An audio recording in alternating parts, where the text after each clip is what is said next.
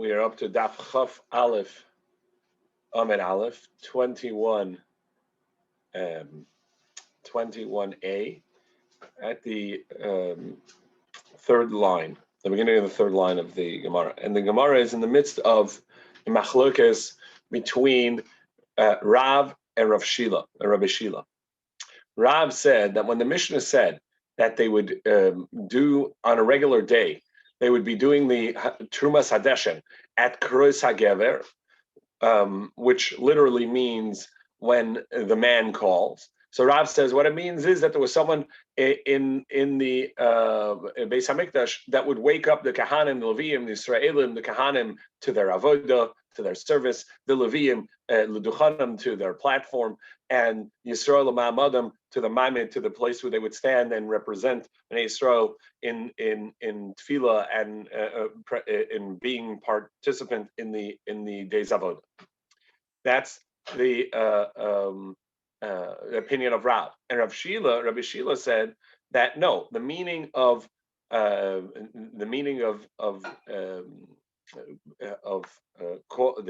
man calling the Tragever is that Kriyas HaGever is actually the Tarnagolas. It's a Tarnagol, a rooster calling. And we mentioned yesterday that there is a machlokes of whether or not rooster chickens are allowed to be raised in Yerushalayim, and that would be a basis for the machlokes of Rav saying you can't have chickens in Yerushalayim, and therefore it cannot mean that a rooster was calling, because you can't have roosters in Yerushalayim. And Rabbi Shila holds that only animals that are worthy of karban may not be raised in Yerushalayim, and therefore you actually may have a chicken, a rooster there, and it could mean literally the roosting the calling of a rooster in the morning to wake them up.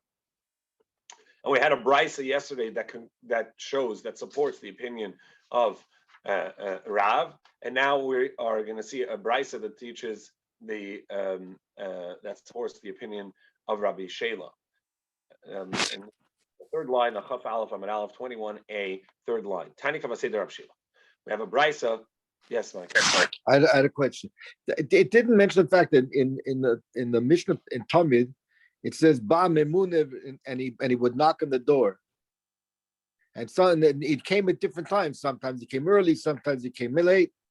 So it wasn't totally in the Karuz. The Karuz didn't happen until the Memune came and knocked on the door. It came late or early in the day, depending on when the Memune came and woke him up and told him, and they did the pies. I don't know what you're saying. It says that they waited for the Tarnagol, and that set the time when they would in the Gvini cruise. That was the whole discussion there, right? Rav says that it was a call, that the person waking them up, that's what it means, and Rabbi Shila says that it was the call of the rooster. In the state of the Mishnah, the Memuna came and woke them up, and then they were all dressed already. They had to all be dressed. They had to all go to the mikveh already, and then they went out and they checked the courtyard, and then they did the pies. Yeah. So. What time what time would not be what time even the Gvini cruise was determined by when this whole process started? No, the cruise, the person calling would be prior to Alyssa Shachar, around then, when it would wake them up so that they could be ready for the pies. The moment. Oh! I see what you mean. I thought the Gvini cruise was, he says Barkai, and that's when they started the korban. They had to wait. No. The Gemara says that what did he say? The Gvini cruise was Imdu Kahanim. Kahanim, get up and go to your service. Leviim, L'Duchanchem. So that was his wake up call. Got it. Okay, so to support the opinion of Shela, again, Chaf Aleph Amid Aleph 21a, and the third line in. Tani Kavaseder Rabbi Shela. We have a brisa that supports Rabbi Shela. Hayetzel Aderech Kedem Kriyas HaGever. Somebody who goes out and travels, and which is essentially a danger, prior to travel during the nighttime. If he goes out prior to the call of the gever, which we'll see over here, doesn't mean somebody waking them up, right? Because in the Beis Hamikdash, you could say there was someone that was there to wake them, but just a traveler doesn't necessarily have that. But it's going to explicitly say it's talking about the chicken. So Dami Barosh, if he goes out and he gets hurt, then his blood is in his own hands. In other words, he's taking a chance with his life to travel that early. Rabbi Yashia Ma'achi Yeshane. Now it's only if he does it twice. If a Yesher Ma'achi Shalish, and some say that it's only if he does it 3 times, then he's in danger. And Rashi says that there are mazikin, there are forces that could endanger him, and that's why he needs to stay in until Alos HaShachar, until Kriyas HaGemer. Now, the Brisa continues and says, "Ube'eza tar negol amru." And what kind of chicken are we talking about? An average, not one that's not the first one to call, not the one that wakes up late, the average. So we see again that the idea that Kriyas HaGever is a chicken.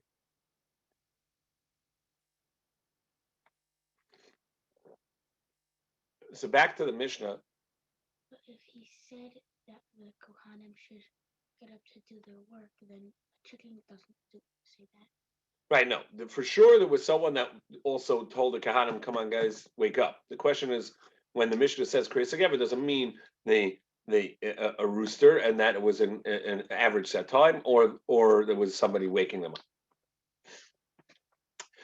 up. So the Mishnah had said that on Yontif, by the time Bnei Yisrael got there, by the time the Alos HaShachar came, Bnei Yisrael had already gotten there because there was so many Yidden coming, so many people coming up to do the carbon of the day, which is the Chagiga, the Yontif carbon, and so they would already be, the Azara would already be filled by the time Alos HaShachar came, and so now we're going to learn about the Bnei Yisrael filling the Beis Hamikdash. Amar Rav Yehuda Marav. So Rav Yehuda said in the name of Rabbi Shosha Yisrael Oilen Laregel, at the pilgrimage of the 3 Yom Tovim at Pesach, Shavuos, and Sukkot, when Bnei Yisrael did Aliyah Laregel, coming up for the Yontiv and the mitzvah of bringing a korban when they come up to see Hashem.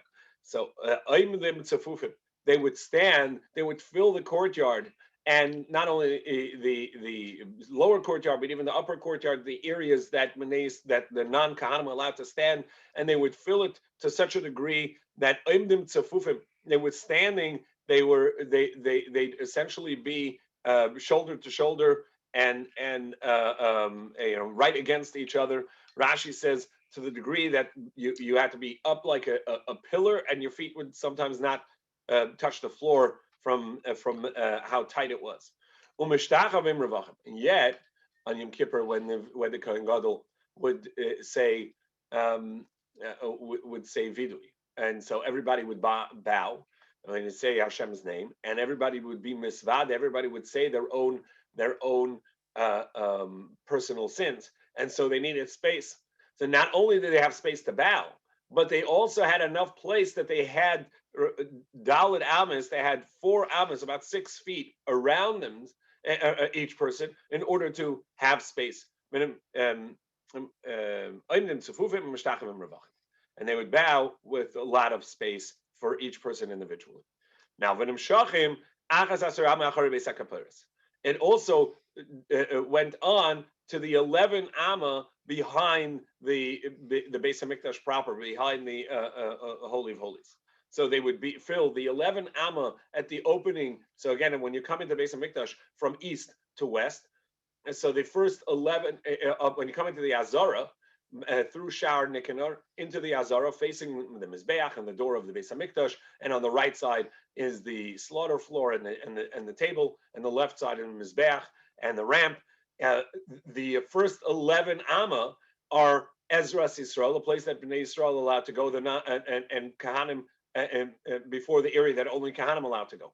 Running around the sides through one of the doorways, they would run around the sides as well, and then enter through the back.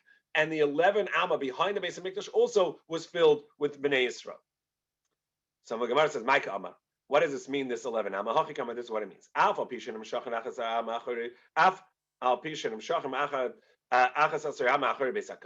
Even though that they were so full that not only the 11 amma by 135 amma that was the first section that Bnei Yisrael were allowed to be in, but even the area behind the Beis HaMikdash itself, the 11 amma there were full. Nevertheless, yet when they would bow with plenty of space, giving each person space. This is one of the 10 miracles that happened in the Beis Hamikdash. The Gemara is going to list even more, but the 10 nisim that happened on a regular basis in Beis Hamikdash, this is one of them that they would come in for the pilgrimage, for the Aliyah L'Regel, and it was completely packed, jam-packed, shoulder to shoulder. And then when it came time to bow, they bowed with plenty of space. The Tanan, as we learned, Asara nisim nasa b'Beis Hamikdash. There were 10 miracles that happened in the Beis Hamikdash. One,lohipila isha mereach b'Basar Kodesh. From the scent of the constant roasting of meat and burning of meat, nevertheless, which could make somebody hungry and give them cravings, and a pregnant woman could then from this go into a state of panic and lose a pregnancy. Nevertheless, that never happened on account of the scent of the roasting meat in the Beis Hamikdash. And the kosher meat never went rotten. Right? They didn't have refrigeration. It's out in the open, and nevertheless, it never went rotten. There was never a fly on that slaughter floor. You'd think that there's meat and there's blood, there would be flies and bees and wasps and who knows what. Nothing ever there. Never had a carry tuma come upon him on Yom Kippur. Now, the question we can ask is, why do we do all these preparations 7 days and no specific foods that he eats, he can't eat and stays up all night? What do you have to do everything for? If anyhow there was a miracle that the kohen never had a tuma come upon him as a carry tuma, so what are you taking precautions for? So the Yerushalmi asks this question and answers that ein simchan alanis. We don't rely on miracles. We have to do our part, even if we know that there is a miracle there. That it is our job to do what we can to maintain the kedusha we have.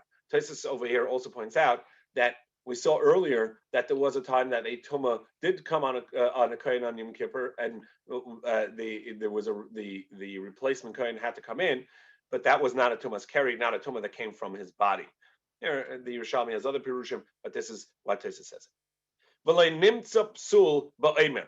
Now, the Omer was the barley offering that was brought on the second day of Pesach to begin the counting of the Omer, which we're in the midst of.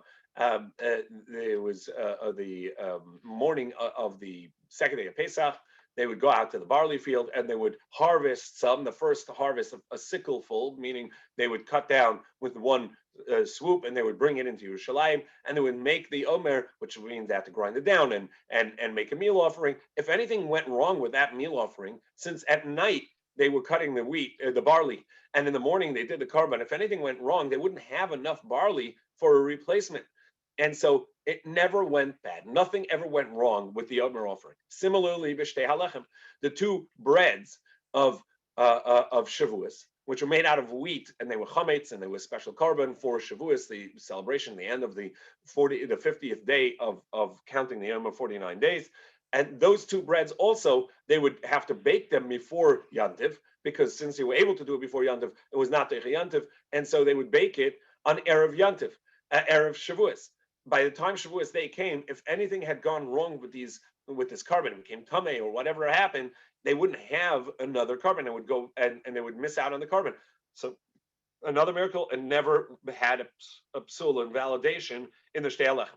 U'melechem apanim, the showbreads, the lechem apanim, again, those also were baked before Shabbos, and they would go onto the table on Shabbos. And here, again, if something became invalid, you wouldn't have a replacement. You'd have the old ones that have to come off. The new ones, you wouldn't have those to go on. If you remember, we saw a question in the Gemara: if there was a psul, do you leave the table empty or do you leave the old breads on? So since the answer to the Gemara was that you take the old breads off, you're going to have the table empty, and so that would be a terrible thing. The Torah says in this past Shabbos we read it that the lechem apanim has to be on the on the table in front of me always, and you wouldn't have new breads to put on. It became an invalidation, and a miracle happened, and indeed it never became invalid. The one we mentioned before, and in Tzafufim, Meshachim, and Ravachim, they would stand shoulder to shoulder, but yet when they bowed, they had place. Yerushalayim never had a snake or a scorpion injure someone. And also, no one ever said, it's too difficult to live Yerushalayim. Too many people here for the Yantiv or for the Aliyah Regel or for whatever celebration came. Not enough food for everybody. Not enough space to sleep. Never happened. Now the Gemara stops right there. It says before it deals with the other miracles. It says you said 10 miracles happened in the Beis Hamikdash, and now you tell the last two. You tell me miracles that happened in Yerushalayim. That's something else. Pasach b'Mikdash v'sim Yerushalayim. So Gemara says you're right.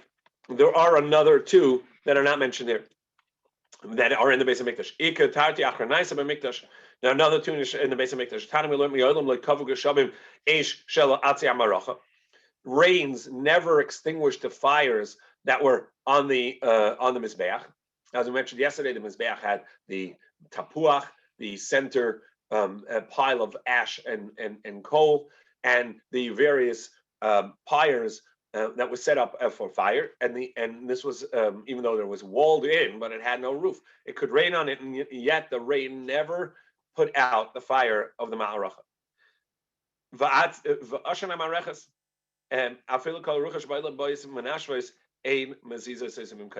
And also the pillar of fire of smoke that came up from the mizbeach, the winds, all the winds in the world could not bend them, cannot move them from where they were. So the Gemara is going to analyze these later, but now the Gemara says, wait, so you told me 10 plus 2 that happened in Yerushalayim, but actually there were more that happened in the Beis Hamikdash itself. V'su leka, there are no more miracles that happened in the Beis Hamikdash. Tana we learned, Rav Shama Rav Shama of Kalnava said, Shivrei kalicheres nevlo mimkana. The shards of earthenware would get absorbed into the ground where they were. The Torah tells us that the cooking vessels, if they were earthenware vessels that they cooked the karbanos in, they could never become you can never kasher them, right? You can't kasher earthenware, and it has carbon of a specific carbon in there, so you couldn't cook other karbanos in there, and you definitely couldn't cook non-carbon in there. So they would have to break the earthenware vessels and not use it again. Those shards, you'd have piles and piles of shards, if not for the fact that it would get absorbed into the ground wherever it was. That's another miracle that happened. Vama Abaya, and Abaya further said, and Abaya said that there was another miracle.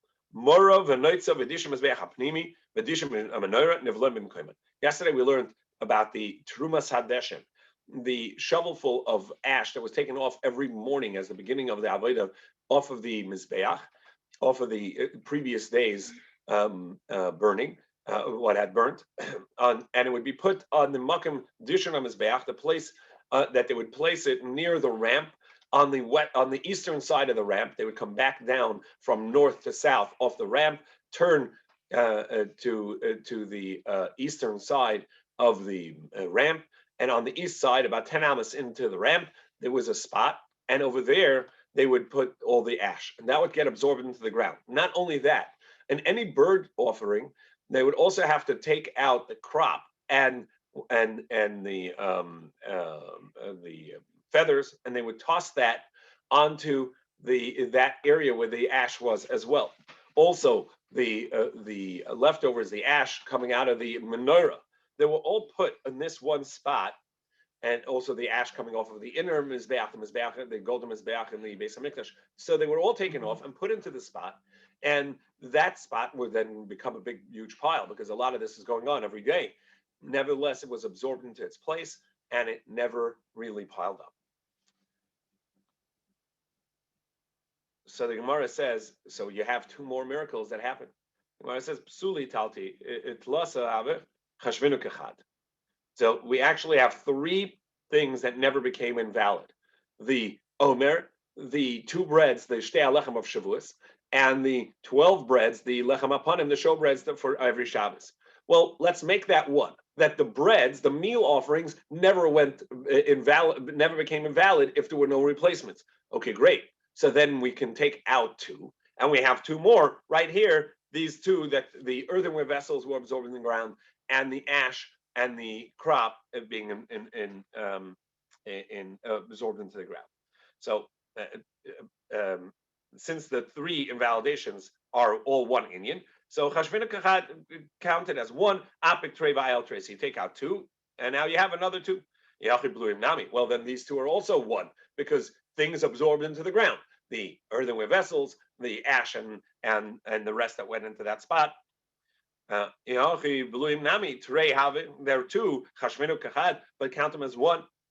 Chasulu. So then you're missing one more miracle, because you said there were 10 miracles, and if you count in categories, so then you're down to 9. Indeed, there is another one. Rabbi Tzvi says, there was this amazing miracle that happened with the lechem apanim, the showbread. That you took it off, it was as hot and warm and fresh as when you put it on. Shenamar says, that they would put hot bread on the day that they took it. So the day that they took it is like the day that they put it up there. And by the way, this is also the same. We learned the Gemara earlier when in Shkolin, when it said the tables that the showbread went in on the way in were marble, not metal, because metal would become hot, and marble it stays cold. And the reason for that is so that the breads not go bad. And the Gemara there asked, what do you even need that for? These were miracle breads that never went bad. Still, again, you don't rely on miracles. You do whatever you can to keep it fresh, and then the rest is the miracle. Okay, so now we have 10 miracles, and there were no more. This is a tradition we have in our hands from our ancestors, because in the second Beis Hamikdash there was no Aron, right? We learned this before, that the Aron Kodesh, the Holy Ark, was hidden and never recovered by the second Beis Hamikdash. There was no ark there. So we have a Masoros, we have a tradition from our ancestors, Makim Aron Einam Amida, that the ark did not take up any space. In the Mishkan, the total of the Beis the Holy of Holies was 10 by 10. You had the ark itself was 1.5 by 2.5. But if you measured on every side of the ark, you had five amas. So you had 5 amas to its east, and 5 to its west, and 5 to its north, and 5 to its south, even though it itself took up space. And if you measured the entire room, it was 10 by 10. So it didn't take up space, and same in the Beis Hamikdash itself, 20 by 20. So it didn't take up any space. Also, the Keruvim, they didn't take up space, even though that they themselves had a measurement, and then the wingspan had its measurement. They would not and in Shlomo's Beis Hamikdash, it would go from wall to wall. It did not take up space. The Keruvim themselves, they would, if you measured the wing on either side of the Keruv, you would have the full measurement, even though that you had the Keruv itself. So you have these measurements of it not taking up space, and this is really the same idea of Mishtachavim and Ravachim, even though they were tight when they were standing, when they bowed, they didn't take up space. And the Chassam Sofer explains the idea that the closer one is to Kedusha, the less physical, he doesn't call it time space, but we can, the closer one is to Kedusha, to the source of Kedusha, the less time space is binding, or there's a space warp, if you would, a time space warp. So the Gemara asks, so we have these miracles as well of the Aron. I said Nisi de Baroi Kachashiv, Nisi de Gavoi le Kachashiv. We're only mentioning the miracles that happened on the outside that could be seen. The miracles on the inside that could not be seen were not mentioned. So the Gemara says, well, the showbreads also, they were on the table. The table was inside the Beis Hamikdash. It couldn't be seen. The courtyard could be seen. The Beis Hamikdash itself could not be seen. The table was off to the went into the Kodesh itself, into the Beis Hamikdash, you'd have to go through the big doors, 20 feet tall, 10 feet wide, and then halfway in on the right side, you'd have the shulchan. So that wasn't visible to people. You couldn't see that the breads were fresh. So the Gemara says no. Lechem apanim nisi debaroyu. The showbreads were considered, the lechem apanim were considered a miracle on the outside. Why? Because they would show it off to the visitors. That the Amar Rish Lakish said, "Maidachsiv." What is the meaning of the Torah when it says ala shulchan hator? They were placed on the table, the pure table. So tahor, what does it mean? It's a pure table. Of course, it's a pure table. It's not susceptible to tumah because it's an earthenware vessel that is not made to move. And we know that vessels are only susceptible to tumah if they are able to be moved and meant to be moved. So it has to be something that contains less than 40 sah, and it's something that could be carried and it's meant to be carried. And this table is actually just meant to sit right there. It's not meant to move. So why would it be susceptible to tumah? And you tell me that it's a shulchan atar, it's a tahor table, Michlashu, tell me that it could have a susceptibility to tumah. And now we're at 21b at the top. Chaf Aleph Amid Base. It's an earthenware vessel that's made to remain where it is, to just sit there. And it's not susceptible to tumah. And not only that, it would actually be a barrier from tumah, so it's not susceptible to tumah. So why do you tell me that it's shulchan hatar, the holy, the table that's pure? El melamed. So either it is susceptible to tumah because it's made to be picked up. Why is it made to be picked up? Melamed shemakdin. They would pick up the table and show it to the oile regalim, to the people that would did aliyah regal. I'm not sure if they would take it to the door and take it out into the courtyard, or in the area, and then people could see through the doorway. Either way, they would pick it up and show it to the people so that they can see that the bread on there is still fresh and the way it was put on. And they would say to them, the Kahanim would say to the visitors, to the Oile Regal, come and see how precious you are before Hashem.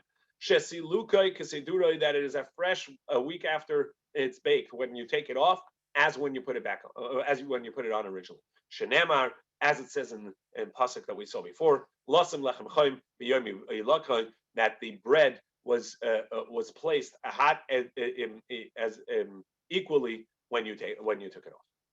So those are the 10 miracles, and the miracle of the kruvim and the aron not taking up space. That's on the inside, and so it's not mentioned. So Gemara says Vasuleka, and there are no more miracles. V'amar Rabbi Shaya. Rabbi Shaya said, "B'shashabadna Shlomo Beis Hamikdash nataboy kamina megadim shel zav." When Shlomo HaMelech built the Beis Hamikdash, he put into the Beis Hamikdash trees, all sorts of fruit trees made of gold. Right. So typically, you could try this at home. If you make a golden fruit tree, it will not grow fruit. But Shlomo in the Beis Hamikdash, the miracle was vayimetzim perasein bizmanam. The fruit came in its season. They would grow fruit.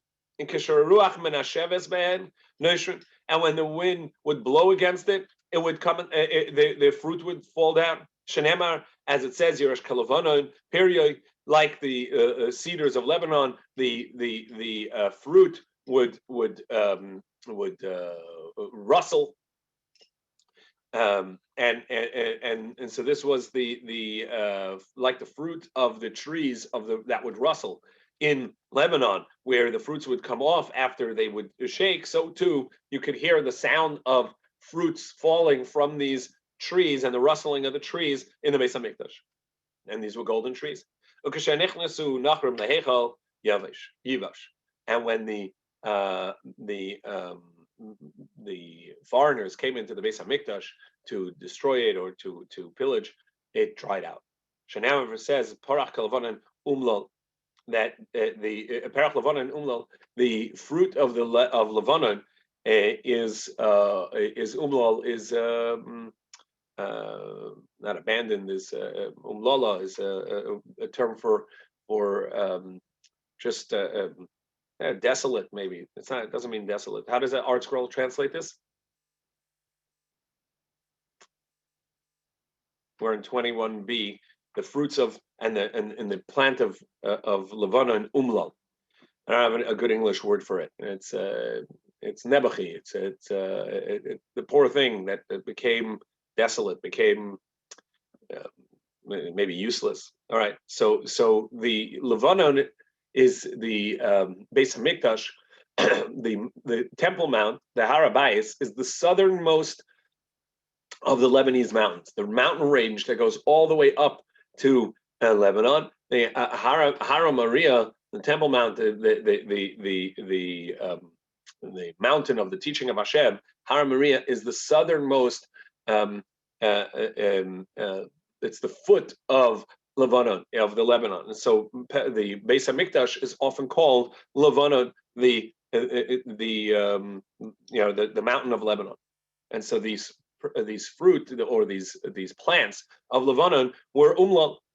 And nevertheless, HaKadosh Baruch Hu is going to bring them back. Shenemar, it says, Parech Tifrach, it'll sprout forth, V'tagel, and be joyous, Afgilas Varanein, also it'll be joyous and exult in joy and dancing. Kvoid haLevanon nitala, the honor of the Levanon, of these plants, these trees that are of the Levanon, are given back to it. So we see that there was another miracle, these fruit trees. The Gemara says, Nisa de Kavi like a chashiv. So the miracles that were a constant was there every moment. So these fruit trees, that wasn't mentioned. That was it's only the things that happen on occasion. So the Gemara says, so that would also be a good answer for the Aron and the Kruvim, why it wasn't mentioned, that miracle that they didn't take up space, because that was a constant. Whereas the people coming in and bowing, that wasn't the constant. That was every time they came, but it wasn't a constant. Same goes for the rains not putting out the fire. Rains aren't a constant. Baruch is asking, what about the lechem apanim, the showbread? That was a constant, but it was a new thing each week. They didn't keep the bread there every week. If the bread would stay fresh, throughout 40 years or 80 years or 100 years, all right, so that you can say it's a constant. But it was new fresh bread every week, so that's not a constant. Yeah, good question. Amar Mar. So the teacher had said, we had just learned in the one of the miracles was that the smoke did not bend in the wind. Amar Mar va'ashan amaracha, the smoke of the maracha would not move. Umihava ashan amaracha. So was there actually ash? Was there actually smoke of the maracha? But we learned chamisha dvarim nemer be'esh. There are 5 things that was said about fire, the Esha Maracha, the fire of the Ma'aracha, of the pyre on the Mizbeach. Ruvut Sakari, it was sitting down like a lion, which would have its head up high. So it was a center fire with the head and mane up like a lion. Ubara Kahama was clear like the sun. V'yesh Mamish. And it was the fire was a matter of substance, and it can burn up liquids just as much as it would do solids, which normally fire burns solid and fire is extinguished by liquids. This would actually absorb liquids, and it wouldn't and smoke wouldn't come up. So Gemara says, but they had it. Well, there's a difference between the center, the main fire, and the side fire. That the main fire, which came down from Shemayim, never gave off smoke. The fires that we would set on the pyre on the side, which the Kahanim would set, those would give up smoke. The Tani we learned that the Bnei Aharon put fire on the Mizbeach. Now, why do we need that? It says that a fire came down from heaven on the Mizbeach. Even though there was a fire that came down from Shemayim, mitzvah lavim min hahedyet, there was a mitzvah to bring from a hedyot, a minor, the Kahanim themselves would bring. Now, the Mishnah had said that the fire looked like it was a revutza ka'ari, was like a lion that was crouching down, that was sitting. But we have a brisa that says, Amar Rabbi Chanina, Sgana Kahanim, Rabbi Chanina, the deputy Kohen Gadol, the Sgana Kahanim, he said, Anira Isiha, I saw the fire on the Mizbeach, Ravutza Kekelev, and it was like a dog that was sitting down. It says Lakasha Kama Mikdash and Kama Mikdasheni. In the first base of Mikdash, it was like a lion, and the second base of Mikdash, it was lower, like a Ravutza Kekelev, like a dog. By the way, there was a question asked of Ramosha Feinstein: is one allowed to bring a dog into a shul, even if it's necessary, like a seeing eye dog? And he brought proof from halacha that you're not allowed to bring a dog into a shul. There was someone else who was asked the same question and wrote that it's permissible based on this, that the fire was on the mizbeach was compared to a dog, and therefore it shows that you can bring a dog in, and it's a astonishingly and just not correct comparison, because of course a dog. Saying the fire looked like a dog doesn't mean you can actually bring a dog into the Beis Hamikdash, onto the Mizbeach. For sure you cannot. And so, therefore, the comparison of how it looked doesn't mean that you're allowed to do so. In any case, so the Gemara says a distinction that the fire, the main fire on the of the main Ma'aracha on the Mizbeach and the Beis Hamikdash, that was like a lion, and then the second Beis Hamikdash was like a dog. So the Gemara says, was there even such a fire? What does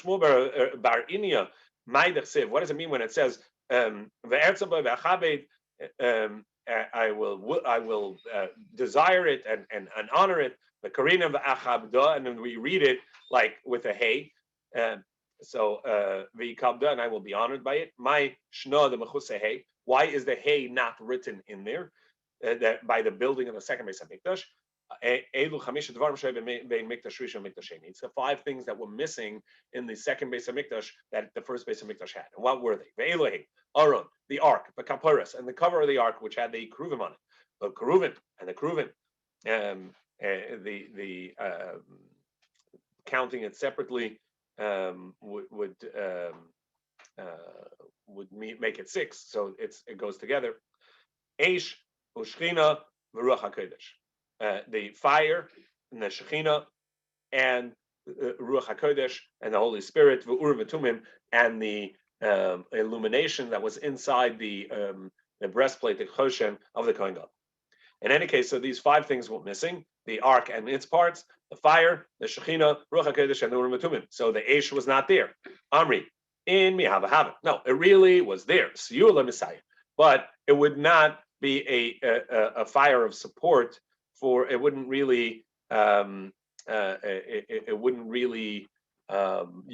used as a part of the the pyres, which they used to burn up the karbanos. Tana about it. Sheish Eshes. Now the Brisa teaches that there are 6 fires that functions that fires would have. The typical fire, the one that eats, meaning will consume and burn up solids but not liquids. Or one that took the liquids and not the solids. Or that takes up fire, solid and liquid. Or one that that took the liquids just like solids, wet like dry, and there's a fire that can stop other fire. So what does this mean? And there's a fire that would actually consume other fire. So one that eats, meaning it consumes solids and not liquids. Hadidan, normal fire, our fire. That would absorb liquids but not eat the chulin. That's of people that are sick, the cholim. So that means that when a person has a fever, right? So that fire, it takes away their appetite. They don't eat anything, but they need to drink because of the fever. One that consumes both liquid and solid. The Elio, that was the fire of Elio, where it says that he called on the Mount Carmel for the carbon, and he had poured water on it into a ditch around the carbon, and the fire came down and burnt up all the liquid and then burnt up the carbon. It licked up, as it were, the water that was in the ditch around it. That which absorbs both fire and water as one, solid and liquid as one. The maracha, that's the fire that's on the maracha on the mizbeach. Yesh eish ducha eish, a fire that can push away other fire. To Gavriel, that when the Hanani, Mishael, and Azariah were thrown in by Nebuchadnezzar into the fire pit, Gavriel came down and he was fired and stopped the fire from injuring the Hanani, Mishael, and Azariah. There's a fire that actually consumes other fire. The Shekhinah, that's a fire. The Shekhinah, the Amamar, as a teacher taught, that when the Malachim were complaining about Bnei Yisrael getting the Torah, Hashem, it says the Shekhinah stuck out its finger into the Malachim and burnt them up. So the fire consuming other fire. In any case, these are fires. Obviously, if you take these literally, you lose a toe. But these are the 6 fires. Gemara says, is it really true, like our Mishnah said, like our statement said, the 10 miracles? One of the miracles was that the Ashan, the smoke, no wind would sway the smoke. But we have a statement of Rabbi Tzvi Fischer who said that they would actually look at which way the smoke was pushed by the winds to know how the season would be at the end of Sukkot, which the tefillah of Sukkot was about the rains of the winter, that it should be good for the crops. And at the Matzah Yantav of the last day of Sukkot, everybody would look at the pillar of fire, smoke that came up from the Ma'aracha. If it was leaning northward, the poor people would be happy because it would mean there was a lot of rains, which would mean that the crops could start molding, the storehouses, and so they would have to sell off their storehouses early and sell it for cheap, and therefore the poor people could buy wheat and grains for cheap. But the farmers, they themselves were sad because there'll be a lot of rain, and they would be out of fear that the produce would go rotten. They would have to sell off. Not the klape dorab. If it was towards the south, that would mean there would not be a lot of rains. So the poor people were sad because it would mean they wouldn't have a lot of crop. Prices would be high. And the farmers would be happy. They'd make a lot. Would be not a lot of rain, and they would be able to store their produce for longer. Not the klape mizrach. However, if it was eastward, everybody happy because that would be a proper balance. Prices would be normal. There would be enough rain, but not too much, and it would be great. Klape ma'arav, if it went westward, that would mean there would be drought, and everybody was sad. The azil, the asi kedikla. The Gemara says no. It would go up like a palm tree. However, it would lean and spread of duri le'amav mivder, but it would never spread out. So it would go, even when it would lean to one way, it would be straight up it would be solid like a palm tree. Amamar, klape mizrach hakol smechem. If it went eastward, everybody was happy. Klape marav, towards westward, hakol atzevim. Everybody would be sad. Why? Where I mean is rachas lo'ilam yafa. East wind is always good. Ma'arav lo'ilam kasher. A west wind is always bad. Ruach tzafon is yafa lechitin. But a northern wind, that's good for wheat. B'shashav yishlish. If it already has grown a third. V'kashal is asim. But that would be bad for olives. Bizman shehem chointin, if they are in the midst of budding. Ruach d'reimis, if you had a southern wind, kashal lechitin, that's bad for wheat. If it already grew a third, but it's good for olives when they are ripening. I said budding before I meant ripening. And Rabbi Yosef or Mazutra said, the table, which is made of wheat, right? The bread's on the table of wheat. So that's on the north. So that's the north wind is good for it. And menorah b'dorim. And the southern wind is good for the menorah, which is the olive trees. So in any case, so you see that the northern wind is good or the southern wind is good. Why do you say those were bad?